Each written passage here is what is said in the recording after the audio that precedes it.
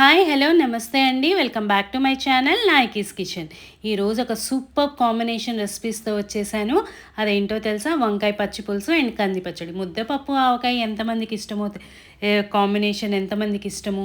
అలాగే ఈ వంకాయ పచ్చి పులుసు కంది పచ్చడి కాంబినేషన్ కూడా అద్భుతంగా ఉంటుంది.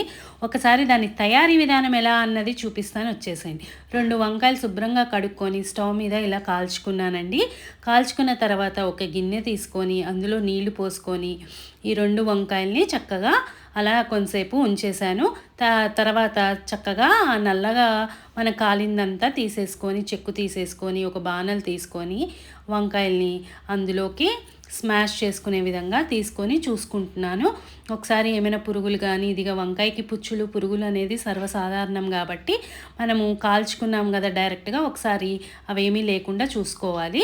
చూసుకున్న తర్వాత పక్కన పెట్టుకొని ఒక ఉల్లిపాయ 2 పచ్చిమిరపకాయలు కట్ చేసి పక్కన పెట్టుకున్నాను.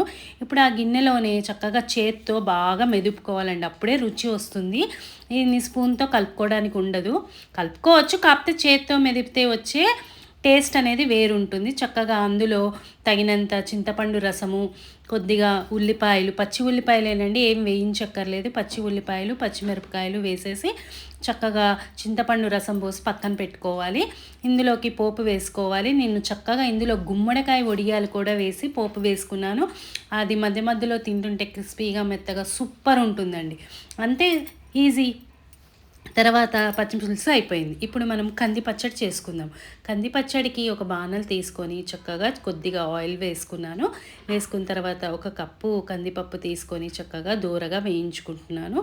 అది కొద్దిగా మనకి గోల్డెన్ బ్రౌన్ కలర్ వచ్చాక ఒక 3 నుంచి 4 ఎండుమిరపకాయలు, కొద్దిగా జీలకర్ర, ఒక 2 నుంచి 3 మిరియాలు కూడా వేసుకోండి, అది స్కిప్ అయింది మిరియాలు.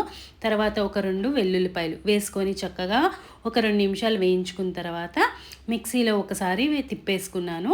తర్వాత చిటికెడు చింతపండు తర్వాత వాటర్ వేసి మెత్తగా రుబ్బుకున్న తర్వాత పోపు పెట్టేసుకుంటున్నాను అనమాట. ఇప్పుడు పోపులోకి ఆవాలు, జీలకర్ర, ఎండుమిరపకాయ, కరివేపాకు, 2 వెల్లుల్లిపాయలు వేసుకొని చక్కగా పోపు పెట్టేసుకున్నాను.